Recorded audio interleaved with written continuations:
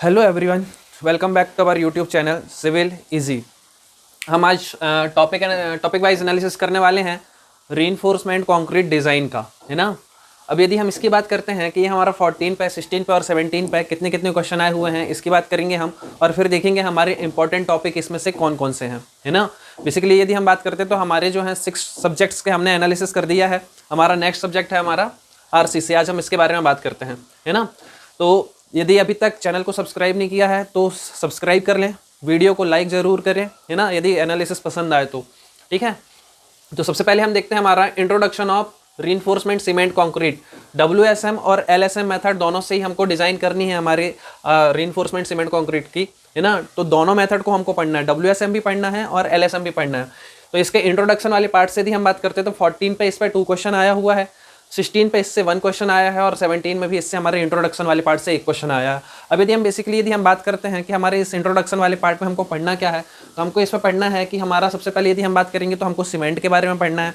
उसके बाद यदि हम बात करते हैं हमको कंक्रीट के बारे में पढ़ना है कि कंक्रीट में भी यदि हम बात करते हैं, कंक्रीट हमारा मटेरियल का टॉपिक है तो कंक्रीट को यहाँ पर भी डिस्कस करना पड़ेगा। उसके बाद यदि हम बात करते हैं जो हमारा स्टील है ना, उसी से तो हमारा रीइंफोर्समेंट होगा, तो हमको क्या करना है, स्टील के ग्रेड, स्टील के टाइप, ये भी हमको क्या करना पड़ेगा, पढ़ना पड़ेगा। उसके बाद कंक्रीट की यदि हम बात करते हैं तो कंक्रीट के हमको ग्रेड किस किस तरीके का मिक्स होता है, कौन कौन से प्रपोर्शन होते हैं, क्या क्या चीज़ें मिक्स की जाती हैं, तो ये सारी चीज़ें हमको देखनी पड़ेगी। ठीक है, उसके बाद यदि हम बात करेंगे टाइप ऑफ मिक्स के बाद यदि इंट्रोडक्शन वाले पार्ट में हम देखेंगे तो हमको टाइप्स ऑफ स्ट्रेंथ पढ़नी पड़ेगी। जैसे हमारी फ्लेक्सरल स्ट्रेंथ होती है, टेंसाइल स्ट्रेंथ होती है ना। उसके बाद कैरेक्टरिस्टिक स्ट्रेंथ होती है, इन सारी चीज़ों की स्टडी करनी है। उसके बाद यदि हम बात करते हैं तो हमको क्या पढ़ना पड़ेगा इस पर, यदि हम बात करते हैं यदि स्टील की, तो स्टील में हमको स्ट्रेस स्ट्रेंथ कर्व के बारे में स्टडी करनी पड़ेगी। ठीक है, उसके बाद यदि हम बात करते हैं कि हमको टाइप्स ऑफ मेथड्स देखनी है कि कौन कौन सी मेथड है। इंट्रोडक्शन में ही हम देखेंगे कि हमारी WSM मेथड कौन सी क्या होती है, LSM मेथड क्या होती है, इनके बीच में क्या डिफरेंस होता है, अल्टीमेट लोड मेथड क्या होती है, इसके बारे में हमको पढ़ना पड़ेगा। उसके बाद यदि हम बात करते हैं तो इसी पे हमको डिफरेंस पढ़ने के बाद हमको टाइप्स ऑफ सेक्शंस देख रहे हैं कि किस किस ओवर रीइंफोर्समेंट क्या होता है, बैलेंस सेक्शन क्या होता है, अंडर रीइंफोर्समेंट क्या होता है।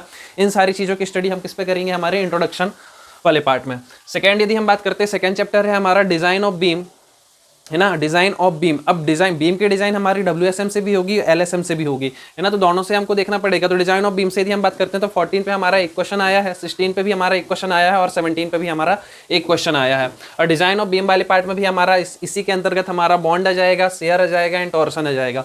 अब यदि हम बात करते हैं बीम की, तो बीम हमारी 2 प्रकार की है, मतलब हमको 3 प्रकार की बीम बेसिकली डिस्कस करनी है। उनकी डिज़ाइन बिल्कुल भी नहीं पढ़नी है ना, डिज़ाइन की जो रिकमेंडेशंस है उनको पढ़ना है। जैसे यदि हम बात करते हैं हमको सिंगली बीम पढ़नी है, डबली बीम। अब डबली बीम कहाँ पर प्रोवाइड की जाती है ना। उसके बाद यदि हम बात करते हैं फ्लेंज बीम के बारे में पढ़ना, फ्लेंज बीम पे भी हमारा जो L सेक्शन होता है और T सेक्शन में इसमें जो इफेक्टिव विड्थ निकालने का फॉर्मूला होता है वो इंपॉर्टेंट होता है, उससे क्वेश्चन हमारे एग्जाम पे आते हैं। उसके बाद यदि हम बात करते हैं इसमें बॉन्ड के बारे में, तो इस पर डेवलपमेंट बॉन्ड होता है, हमारा एंकरेज बॉन्ड होता है, तो इन सारी चीज़ों से भी हमारे एग्जाम में क्वेश्चन पूछे जाते हैं। उसके बाद यदि हम बात करते हैं शेयर की, तो शेयर के लिए हम क्या प्रोवाइड करते हैं, किस किस तरीके से फेलियर ऑफ शेयर है, उन सारी चीज़ों को डिस्कस करना पड़ेगा।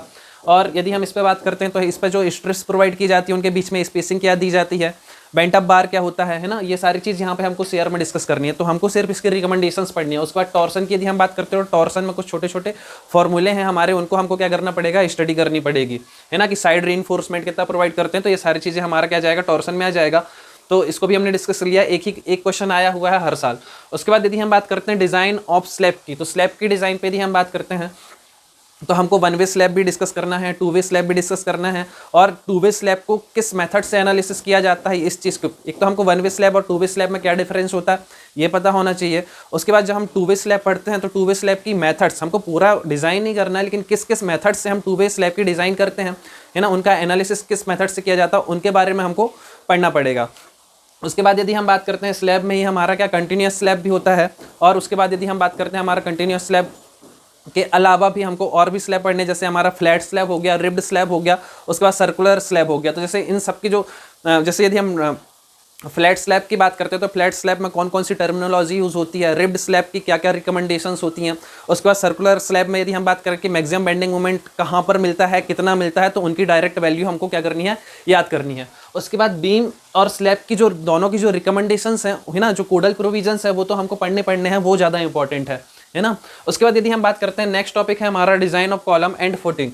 तो इससे भी यदि हम बात करते हैं तो 14 पे 1 क्वेश्चन आया है ना, 16 पे हम डिजाइन कॉलम से एक क्वेश्चन है और एक क्वेश्चन हमारा किससे, फुटिंग से। तो 14 में दोनों से मिलाकर 2 क्वेश्चन है, 16 पे भी दोनों से ही हमारे 2 क्वेश्चन है और 17 में भी हमारे 2 क्वेश्चन है ना। तो एक क्वेश्चन हमारा कॉलम से आता है और एक क्वेश्चन हमारा फुटिंग से आता है। अब कॉलम पे भी यदि हम बात करते हैं तो कॉलम के जो कोडल प्रोविजंस है वो तो हमको क्या करने हैं, पढ़ने ही पड़ेंगे।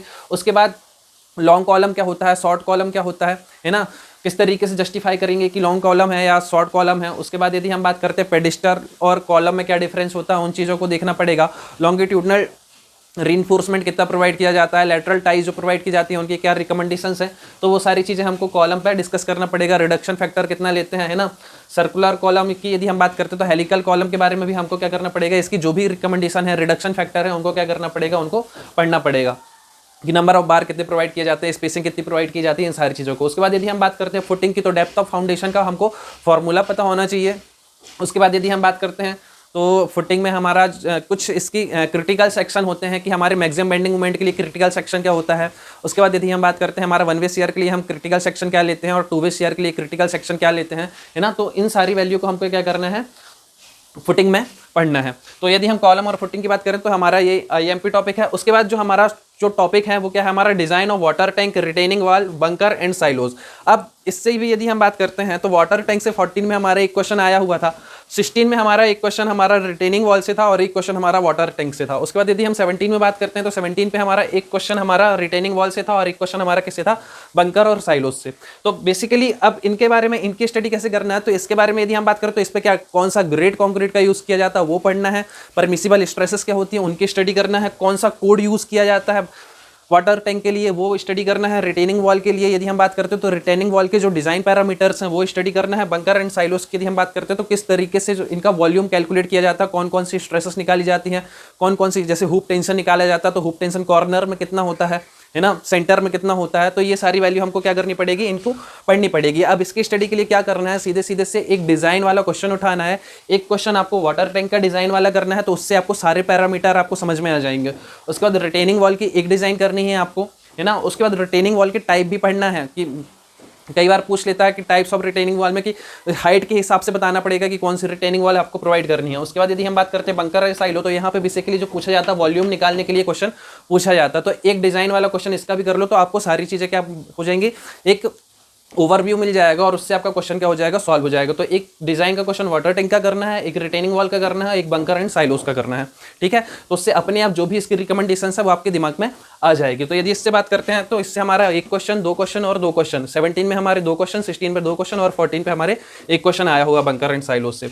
उसके बाद यदि हम बात करते हैं अर्थक्वेक इंजीनियरिंग की, तो अर्थक्वेक इंजीनियरिंग के बारे में यदि हम बात करें तो इससे अभी तक एक भी क्वेश्चन नहीं पूछा गया। अब अर्थक्वेक इंजीनियरिंग की यदि हम बात करते हैं तो अर्थक्वेक इंजीनियरिंग में भी हमको बेसिक डेफिनेशन देखना है कि डैम्पिंग क्या होती है हमारी, फोकस क्या होता है हमारा, इंटेंसिटी ऑफ फोर्स क्या होता है, टाइप्स ऑफ जोन, उसके बाद जोन फैक्टर देखने होते हैं। उसके बाद अलग अलग सिस्टम के लिए, लेटरल सिस्टम के लिए हमको क्या करना है, रिडक्शन फैक्टर हमको याद करना पड़ेगा, है ना। अर्थक्वेक इंजीनियरिंग में यदि अर्थक्वेक इंजीनियरिंग छोड़ भी देते हैं तो भी कोई दिक्कत नहीं है ना। उसके बाद आता है आपका डिजाइन ऑफ मैसनरी स्ट्रक्चर। तो मैसनरी स्ट्रक्चर के बारे में भी यदि हम बात करें तो इससे भी अभी तक एक भी क्वेश्चन हमारे एग्जाम पे नहीं पूछा गया है, ठीक है।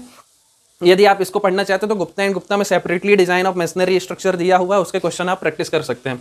नेक्स्ट यदि हम बात करते हैं प्री स्ट्रेस कंक्रीट, तो प्री स्ट्रेस कंक्रीट जो है हमारा बहुत इंपॉर्टेंट टॉपिक है। प्री स्ट्रेस कंक्रीट में यदि हम बात करते हैं तो हमको पहले पढ़ना पड़ेगा कि किस किस टाइप की प्री स्ट्रेस कंक्रीट होती है, प्री टेंशन क्या होता है, पोस्ट टेंशन क्या होता है, उसके बाद इनकी मेथड्स क्या होती हैं, इनकी स्टडी करनी पड़ेगी। उसके बाद यदि हम बात करते हैं तो आईएस रिकमेंडेशन, आईएस कोड की जो रिकमेंडेशन है प्री स्ट्रेस कंक्रीट के लिए उसको हमको स्टडी करना है।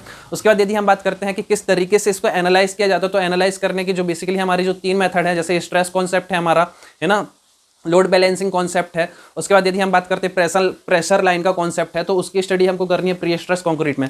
उसके आगे यदि हम बात करते हैं तो जो लॉसेस होते हैं हमारे प्री स्ट्रेस कंक्रीट में कि टोटल लॉस कितना होता है, प्री स्ट्रेस में कितना, तो दोनों को जो अलग अलग जब हम इसको डिफाइन करेंगे तो अलग अलग लॉसेस हर एक के लिए कितना होता है उसको देखना है हमको, है ना। उसके बाद जो डिफ्लेक्शन की जो लिमिट है उनको भी हमको क्या करना पड़ेगा, यहाँ पे लर्न करना पड़ेगा। तो यदि प्री स्ट्रेस कंक्रीट से बात करते हैं हम तो 14 पे इससे 2 क्वेश्चन आया हुआ है, 16 पे हमारा एक क्वेश्चन आया है और 17 पे भी हमारा इससे एक क्वेश्चन आया हुआ है। उसके बाद यदि हम बात करते हैं मिसलेनियस पे, मिसलेनियस पे यहाँ पर क्या है कि जो हमारा बीम है और स्लैब और कॉलम इनका क्या कर देता है, इनसे सबके मिक्स्ड क्वेश्चन दे देता है और ABCD करके ऑप्शन दे देगा। तो उस तरीके का क्वेश्चन हमारा एक आया हुआ है 14 पे, और एक यहाँ पे हमारा RCC, या तो इसको ब्रिज वाले टॉपिक में शामिल कर सकते हैं। ब्रिज इंजीनियरिंग में या आरसीसी ब्रिज का एक क्वेश्चन आया हुआ है जिसमें हमसे लोड के बारे में पूछा है, इम्पैक्ट फैक्टर के बारे में पूछा हुआ है ना, तो उससे एक क्वेश्चन आया हुआ है हमारा यहाँ पर। तो टोटल इससे हमारी 14 पे 2 क्वेश्चन आए हुए हैं, जिसपे एक तो इन सारी चीज़ें, इन चारों टॉपिक से हमारा मिक्स्ड क्वेश्चन था इन तीनों टॉपिक से, और एक हमारा आरसीसी ब्रिज का क्वेश्चन था। तो यदि इससे हम यदि बात करते हैं आरसीसी पे, तो आरसीसी में जो है हमारा इंपॉर्टेंट टॉपिक कौन कौन से हमारे, तो बेसिकली यदि हम बात करते हैं प्री स्ट्रेस कंक्रीट को तो बिल्कुल भी छोड़ के नहीं जाना है, बहुत इंपॉर्टेंट टॉपिक है। और आप यदि सिलेबस में देखोगे तो ज़्यादातर पोर्शन आपको प्री स्ट्रेस कंक्रीट का ही लिखा हुआ उस पर, है ना। उसके बाद यदि हम यहाँ पर बात करते हैं तो कॉलम और फुटिंग की डिज़ाइन बहुत आसान है, सिर्फ रिकमेंडेशन से याद करनी है आपको। तो इसके बाद जैसे यहाँ पर जैसे इफेक्टिव स्पान के बारे में पूछ लेता है आपसे, है ना, तो बहुत आसान है, इसको भी पढ़ना है, कॉलम और फुटिंग भी आपको पढ़ना है। उसके बाद यदि हम बात करते हैं बीम की डिज़ाइन और स्लैब की डिज़ाइन, तो ये 4 टॉपिक तो हमारे जो हम बिल्कुल मस्ट हैं, इनको आरसीसी में पढ़ना ही पढ़ना है। अब आरसीसी और स्टील 2 ऐसे सब्जेक्ट हैं जिनको कम पढ़ के आपको अच्छे मार्क्स मिल जाएंगे, ज़्यादा डिफिकल्ट नहीं होते। आरसीसी और स्टील बहुत आसान सब्जेक्ट हैं, ईजिली आप कवर कर सकते हैं, है ना। तो आपको बेसिकली इनकी रिकमेंडेशंस पढ़नी है, और ये वाला जो पोर्शन है इसके लिए आपको क्या करनी है, एक एक डिज़ाइन वाला क्वेश्चन करना है। जब डिज़ाइन वाला क्वेश्चन कर लोगे तो उस पर आपको समझ में आ जाएगा कि क्या क्या चीज़ें उस पर होती है, क्या क्या चीज़ें आपको निकालनी है। बेसिकली कोड कौन सा यूज़ करते हैं, परमिसिबल स्ट्रेसेस क्या होती हैं वाटर टैंक के लिए, है ना, वो वैल्यू भी आपको याद करनी पड़ेगी। कौन से ग्रेड का कंक्रीट यूज़ किया जाता है ना, ये सारी चीज़ें आपको निकालनी पड़ेगी। बंकर और साइलोज में हमको बेसिकली पूछता है वॉल्यूम कैलकुलेट करने के लिए, ठीक है।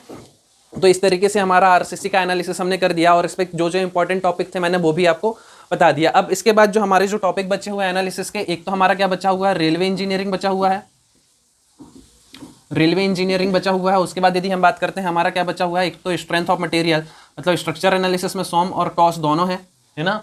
उसके बाद यदि हम बात करते हैं हमारा क्या बचा हुआ है, फ्लूइड मैकेनिक्स।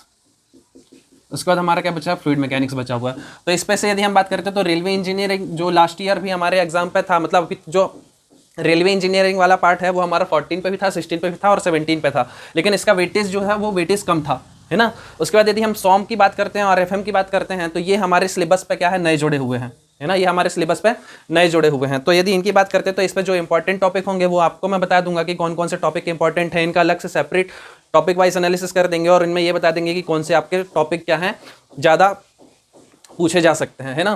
फ्लूइड मैकेनिक्स में भी जो इंपॉर्टेंट टॉपिक होंगे उनका हम बता देंगे कि कौन से टॉपिक आपके ज़्यादा इंपॉर्टेंट हो, उनको छोड़ के बिल्कुल नहीं जाना। तो इस तरीके से हमारा आरसीसी का एनालिसिस है ना। अगर वीडियो पसंद आता है आपको तो ज़्यादा से ज़्यादा शेयर करना, चैनल को सब्सक्राइब करना और लाइक करना। Okay, thank you.